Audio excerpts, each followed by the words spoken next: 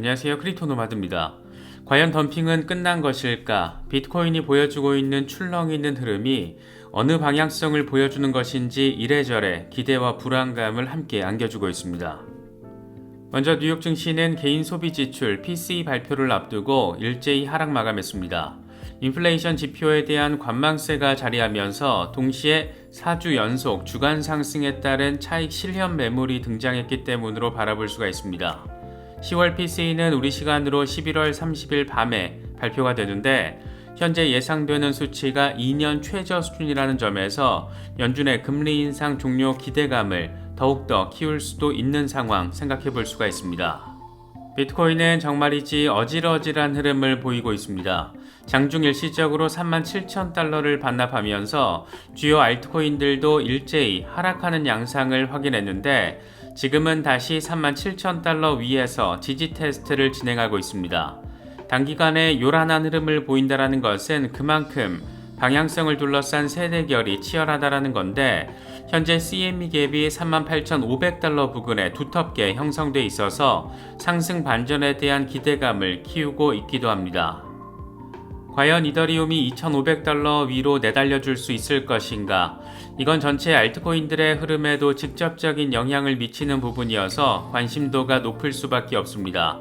그래도 뭔가 기대감을 안겨주고 있는 것은 알트코인 전체 시총 월간 차트에서 골든크로스가 임박한 것으로 포착됐기 때문인데 이런 현상은 지금까지 딱 2번이 있었고 이후에는 알트 전체 시총의 거대한 반등이 이뤄졌습니다. 본격적인 알트코인 강세장의 시작을 알리는 그런 신호였던 건데 과연 이번에도 과거의 패턴 흐름이 반복될지 주목되는 상황입니다. 이더리움과 리플의 경우엔 고래들의 매집 움직임이 본격화하고 있다는 점도 긍정적으로 기대할 수 있는 부분입니다. 이더리움을 10,000개 이상 보유하고 있는 주소들이 최근 이더리움을 지속적으로 매집하고 있는 것으로 나타났고 리플 XRP 고래들 역시 지난주 1,100만 개를 매집한 것으로 나타났습니다. 중요 라인 근처에서 어물쩡대는 흐름에 개미들은 가슴이 타들어가는데 고래들은 적극적으로 물량을 늘려가고 있었던 겁니다. 저희 채널과 파트너십을 맺고 있는 디센트 월렛이 블랙 프라이데이 행사 이벤트로 47% 할인 행사를 진행한다고 합니다. 정가가 17만 9천 원인데 7만 원 할인된 10만 9천 원에 판매한다고 합니다. 블랙 프라이데이 행사의 일환이고 12월 3일까지 이벤트 가격이 적용된다고 하니까 콜드 월렛이나 셀프 커스터디에 관심이 있으셨던 분들은 이번 기회를 활용해 보시는 것도 나쁘진 않을 것 같습니다. 특정 거래소나 코인 이체 등과 관련해서는 디센트 고객센터를 통해서 확인하실 수 있습니다. 그럼 이번 영상 시작하겠습니다. 먼저 뉴욕 증시는 3대 지수가 소폭이지만 일제히 하락 마감했습니다. 무엇보다 연준의 금리 정책에 가장 직접적인 영향을 미치는 개인 소비 지출 PCE 발표를 앞두고 투심이 관망세를 보인 게 직접적인 영향을 미친 것으로 바라볼 수가 있습니다. 여기에 4주 연속 주간 랠리를 벌였던 상황을 생각해보면 어느 정도의 상승 피로감이 차익 실현으로 표현된 상황으로도 생각해볼 수가 있습니다. 10월 PCE는 한국 시간으로 11월 30일 밤에 발표가 되는데 11월의 마지막 피날레라고 할 수가 있습니다.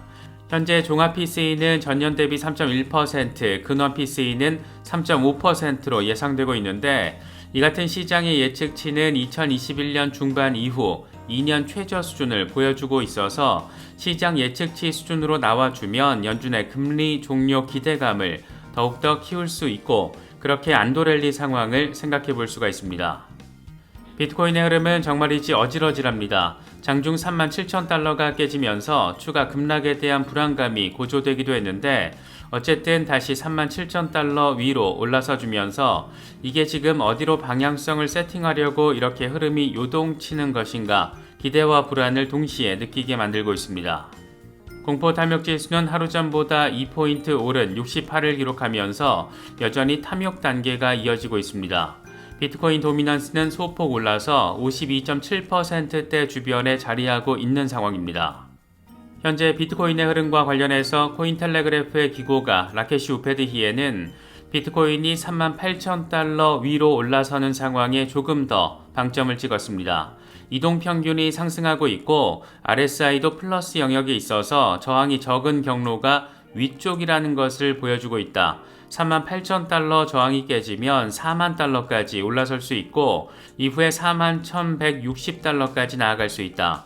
곰 세력이 주도권을 잡으려면 가격을 34,800달러까지 하락시켜야 하는데 이후에는 34,800달러에서 38,000달러 사이 제한된 범위에서의 흐름이 이어질 수 있다. 이렇게 분석했습니다.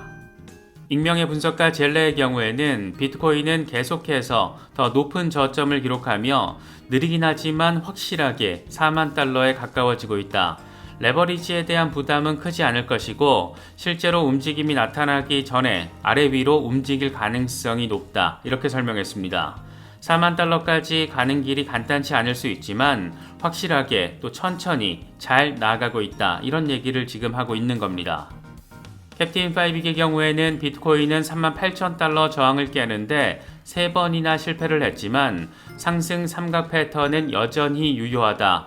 이번 주 후반에 중요 움직임이 있을 것으로 예상되는데 황소 세력이 38,000달러 위에서 일간 종가를 성공적으로 만들어준다라면 12월에 8에서 10%의 상승 랠리를 목격할 수 있다. 반면 곰 세력이 삼각형 아래로 밀어낼 경우에는 다시 34,000달러 지지선을 테스트할 수 있다. 이렇게 설명했습니다. 온체인 데이터 분석 플랫폼 센티멘트는 비트코인 보유 주소수의 증가세가 둔화되고 있다라며 이건 트레이더들이 차익 실현에 나서고 있다라는 것을 시사한다라고 진단했습니다.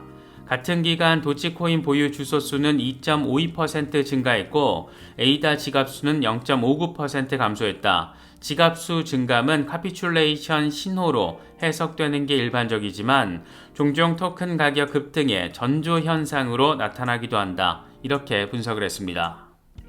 과연 미국에서 비트코인 현물 ETF 상품이 정식 출시된다라면 얼마나 관심을 받을 수 있을까? 뚜껑은 열어봐야겠지만 브라질 증시에 상장된 비트코인 현물 ETF가 보이고 있는 상황을 보면 꽤나 기대감을 갖게 만듭니다. 현재 브라질 증시에서 거래되고 있는 비트코인 현물 ETF의 운용 자산 규모는 11월 21일을 기준으로 9,680만 달러를 기록하면서 1억 달러 돌파를 앞두고 있는 상황입니다.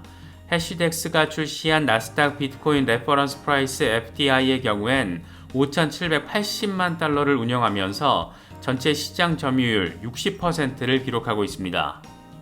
이 같은 나름의 의미 있는 상황과 관련해서 해시덱스의 CEO는 브라질에서 비트코인 ETF가 성공할 수 있었던 것은 시장 친화적인 규제 정책과 기관 투자자들의 관심 덕분이다.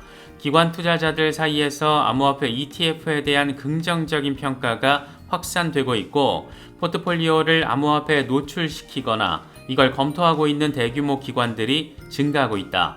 현재 해시덱스가 운영하고 있는 암호화폐 관련 ETF 운용 자산을 모두 합치면 5억 달러 규모다. 이렇게 설명을 했습니다. 시장 친화적인 규제 정책과 기관들의 행동, 이게 얼마나 밀접한 관계성을 가지고 있는지 새삼 느낄 수 있는 부분입니다. 이더리움이 2,000달러 지지 테스트를 진행하고 있는 가운데 과연 알트코인들은 연말에 추가 랠리를 벌일 수 있을 것인지 이 역시 굉장한 관심사 가운데 하나입니다. 이와 관련해서 머스타시는 알트코인 시총 월간 차트에서 골든크로스 패턴이 임박했다라며 강세장 가능성을 전망했습니다. 지금까지 이 차트에서 골든크로스가 나온 것은 역사적으로 딱 2번이 있었는데 2016년과 2020년 이 패턴이 나왔을 때는 이후에 2번 다 알트코인 강세장이 본격적으로 시작됐습니다. 패턴의 역사성이 반복된다라면 어쩌면 지금 알트코인 강세장 초입의 길목에 있을 수 있다. 이렇게도 설명할 수가 있는데 그 길목이 12월이 될 수 있으면 아주 엄청 너무 많이 기분이가 좋을 것 같다. 그런 생각이 드는 것은 기분 탓만은 아닌 것 같습니다. 알트 불장이 오려면 일단 알트 대장인 이더리움이 제대로 한번 확 움직여줘야 하는데 일단 분위기는 긍정적입니다. 무엇보다 기관들의 이더리움 보유 상황이 최근 들어서 가파르게 증가한 것으로 나타났는데 기관들의 신뢰 강화, 이건 이더리움 시세 상승과 직접적으로 연결지어서 바라볼 수 있는 부분입니다. 이건 크립토컨트 데이터인데 기관들의 이더리움 보유는 1월 이후 지속적으로 감소 추세를 보이다가 11월 중반부터 증가세로 전환되고 있는 것을 확인할 수가 있습니다. 올해 1월 기관의 이더 보유량은 326만 이더 수준이었는데 이게 11월 초에 317만 이더 수준까지 줄었다가 최근 들어서 다시 반등세를 보이고 있는 겁니다. 사실 기관들 입장에서는 이더리움이라는 시장의 대장이 가진 안정성, 스테이킹을 통한 상대적으로 효율적인 투자 수익, 여기에 시세 상승에 따른 차이까지 이런 걸 다 종합을 하면 이더리움은 꽤나 매력적인 선택지로서 기관들에게 인식될 여지가 충분하다, 이렇다라고도 평가할 수가 있습니다. 이 같은 흐름은 고래들의 매집 추세와도 동일한 방향성을 보이고 있습니다. 이와 관련해서 분석가 알리는 최근 10,000이더 이상을 보유한 고래 주소들이 꾸준히 이더를 매집하고 있다. 11월 24일 기준으로 9일 연속 고래 주소들이 이더리움을 순매집한 것은 9개월 만에 처음이다. 고래들이 주도하는 매수 압력은 이더리움 가격 상승의 신호로 해석될 수 있다. 이렇게 설명을 했습니다. 리플 XRP의 경우에도 고래들이 움직여주고 있습니다. 10만에서 1000만 XRP를 보유한 고래들이 지난주에만 총 1100만 XRP, 682만 달러 규모를 매집한 것으로 나타났습니다.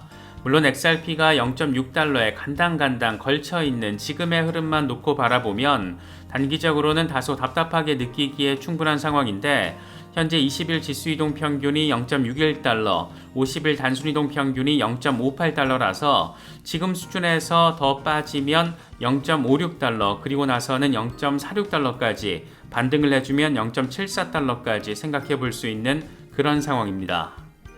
XRP 맥시멀리스트 에그라 크립토는 XRP 4단계 로드맵을 제시했습니다. 1단계는 1.3달러, 그리고 나서 3달러, 5.8달러, 그리고 27달러, 이렇게 4개의 목표 구간인데 매크로 뷰를 통한 중장기적인 관점을 또 마이크로 뷰를 통한 단기적인 관점을 함께 제시했습니다.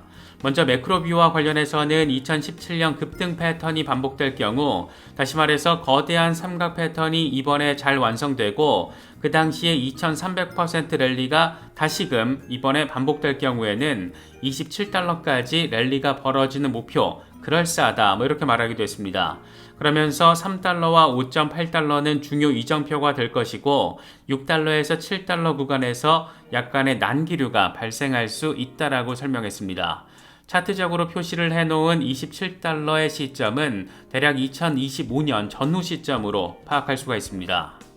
마이크로뷰의 관점에서는 중요 저항선 1.3달러에 도달하기 전에 0.55달러와 0.75달러를 예상할 수 있다.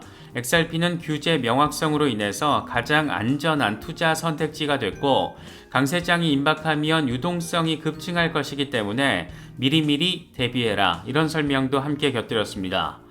언제 1.3달러 가나 싶기도 하지만 나름의 근거 포인트들이 있다는 점에서 조금은 더 기대를 하게 되는 것 같기도 합니다. 지금 XRP 커뮤니티에서는 이번에 SBI 홀딩스와 서클의 파트너십 체결이 꽤나 주목도를 높이고 있습니다. SBI는 잘 아시는 것처럼 리플랩스의 초기 투자자이자 지금도 가장 많은 외부 투자자 지분을 가진 곳이고 단순히 투자만 하는 게 아니라 리플의 전폭적인 확장을 직접적으로 돕고 있는 기업입니다. 아마도 SBI 리밋이 없었다라면 리플의 아시아와 중동 확장 작업이 이렇게 빠르고 또 전폭적으로 이루어질 수는 없었을 겁니다. 그만큼 전략적이고 전폭적인데 공교롭게도 SBI는 리플뿐만 아니라 R3의 대주주이기도 합니다. 어쨌든 이번 판의 핵심은 SBI가 서클과 협업을 하면서 일본에서 USDC가 유통되는 걸 돕고 서클의 은행 계좌 개설, 또 웹3 서비스 제공 등을 지원하겠다, 이런 내용을 밝힌 겁니다. 당연히 USDC 유통은 SBI 계열 거래소인 SBI VC 트레이드가 될 가능성이 높고 궁극적으로는 XRP 레저 기반의 USDC가 등장하는 상황을 생각해 볼 수가 있습니다. 이렇게 되면 SBI는 피아트 머니의 역할을 대체하는 스테이블 코인 USDC, 국경 간 송금 혁신을 이루는 XRP, 이 두 가지 기둥을 모두 손에 넣게 되는 것이고 결국 XRP 레저 위에서 USDC와 XRP가 함께 돌아다니는 그림을 그려볼 수가 있습니다. 진짜 이런 거 보면 일본의 JP 모건이라고 불리는 이유가 다 있다, 그런 생각이 들기도 합니다. 지난달 웹3 금융 플랫폼 업홀드가 리플과 파트너십을 맺으면서 상당한 주목도를 높이기도 했습니다. 당시 리플은 업홀드와의 새로운 파트너십을 통해서 기본 인프라를 강화할 수 있게 됐다. 업홀드가 가진 유동성과 관련한 전문성은 전 세계에서 빠르고 유연한 국경 간 결제를 제공하는 리플의 역량을 더욱더 강화할 것이다. 이렇게 밝히면서 의미를 부여하기도 했습니다. 결국 XRP를 활용해서 국경 간 결제를 원활하게 진행하기 위해서는 유동성 확보가 가장 중요하다고 할 수 있는데, 유동성 전문 기업과 함께 손을 잡고, 게다가 미국 기업입니다. 이런 부분을 그렇게 더욱더 강화하겠다, 이런 의지를 분명히 한 것으로 볼 수가 있습니다. 그런데 최근 업홀드의 CEO가 파트너십의 의미와 중요성에 대해서 언급을 하면서 다시금 주목받고 있습니다. 이 양반은 리플은 국경 간 결제를 하는 기업에게 엄청난 가치 있는 서비스를 제공하고 있고, 우리가 그 과정의 핵심 부분이 된 것을 기쁘게 생각을 한다.